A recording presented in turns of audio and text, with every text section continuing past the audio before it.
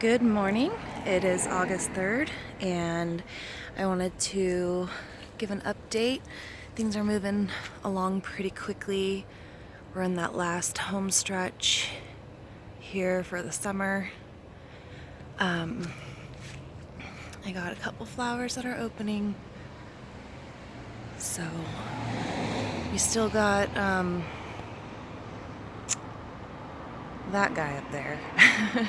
I'm actually kind of surprised or anxious to see what it's gonna do. And that's the Blue Hubbard. Still no. I should take a look here.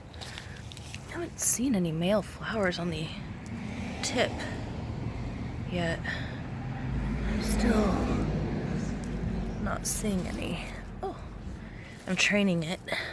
It's growing towards my house, which is no bueno. No bueno. Oh, but we do have the male flowers starting to appear. But come on, man. This thing's got to pick it up. We don't have the longest growing season here. I'm sad that I didn't show you guys. I got our first couple ears of corn. We enjoyed them raw, off of the stalk, per tradition. And then I kept a couple of kernels on there and threw them out here for the birds. But looks like the ants and the flies are taking advantage of that situation.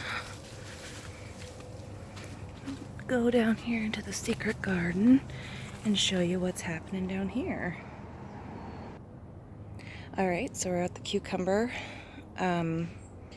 I keep forgetting to talk about this, but I moved these trellises over here. They're usually over there against our shed, and it's not an ideal place to grow a sun-loving plant. I will move them back next year. That being said, we have already harvested one of our cucumbers. I actually harvested that cucumber from the last video the morning after because I realized it was time. But this is the second one, which really took off since I harvested the first. And they're really delicious, actually. I would compare them to an English cucumber. Birds obviously love them as well. I've never had this issue with birds before, eating my leaves. So I don't know if we have a new bird in the neighborhood or what, but it's definitely causing me some stress and heartache. Luckily, they haven't done too much damage. Let's go over to my one large tomato and show you that. So clearly I have more than one tomato, but this is the largest by far. Extremely heavy, and it was weighing on this stem here, so I have it actually sitting on top of the tomato cage. And I want to say, it's really windy today. I want to say they're starting to turn a little yellow. Would you agree with me on that? I think I see some yellowing. So we may have some ripening going on. And the other ones are doing about as well. Let me show you our little fairy garden that I have, because I keep forgetting to show you guys that too. So this is our fun little fairy garden. The kids like to come out here and play with their Shopkins in it, and whatever little toys are popular right now. Oh my gosh. Having issues with that sunflower tipping over.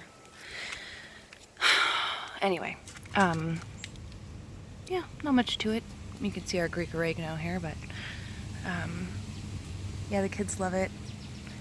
And we used to have some little pumpkins that you could stick in the ground that looked like a little pumpkin patch, but the kids lost them, so I guess we'll have to get some more of those.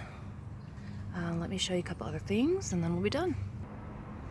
I planted some more radishes in the spots in between the other rows because these are fairly long radishes, French breakfast, so I think that should be fine. I did notice, gosh, I'm probably just really annoying right now, but there is a couple of little chive sprouts right there. So that's exciting, although those are the only two I see. I'm loving these flowers here. I don't know what they're called, but they look like little petunias. And I'll show you my roses. I brought these back from the dead. They were almost totally dead from being out front, just exposed to nonstop sun and then being in the pots. So I brought them back here, and I've been babying them for a few weeks, and they came back. It's great. I suddenly have a green thumb. Our Jack B. Little is absolutely stunning. It's starting to run out into the yard, so I grabbed some fence little stake things because my dog was treating it like it was his own little bed to lay in. He just was doing bad things, and he ripped this leaf off. So yeah, I was like, no, we're gonna cut you off from that, bud. The one pumpkin we have so far is looking so gorgeous. It's shiny. I would compare it to looking like blown glass. And we have another one, I want to say, oh yeah, there it is, coming up right there. And then there's a few that are popping up on these secondaries here, which I am also training. I don't want them to run onto the slate and just burn their little selves. It's not a good situation for a pumpkin plant to be on a slate tile when it's, 90 to 100 degrees every day.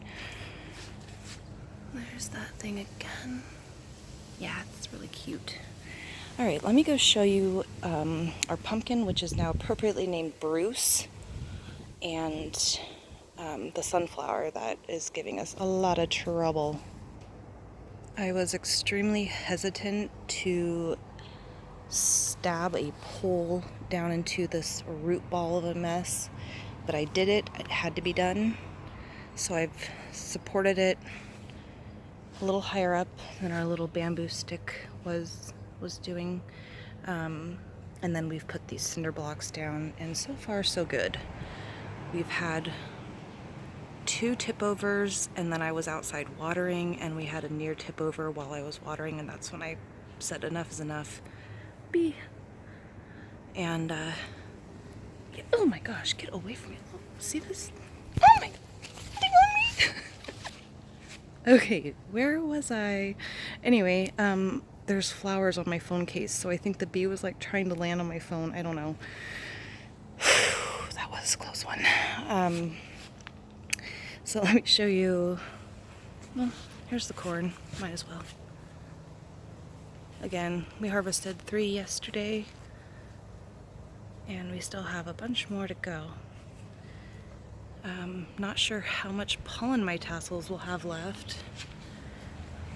This is my last one to tassel, and I don't think there's any silks on the ear yet, so that one might be a lost cause. Let's go see Bruce. So this is Bruce, 17 days after pollination.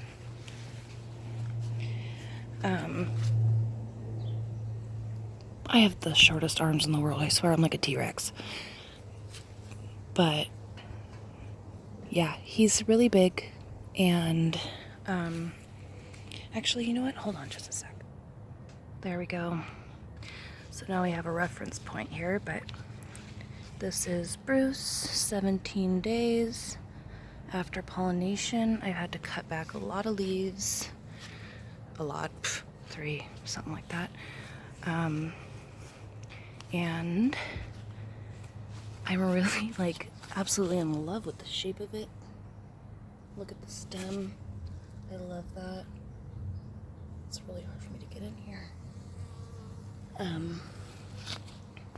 I was trying to get back and weed, and I actually stepped on the vine.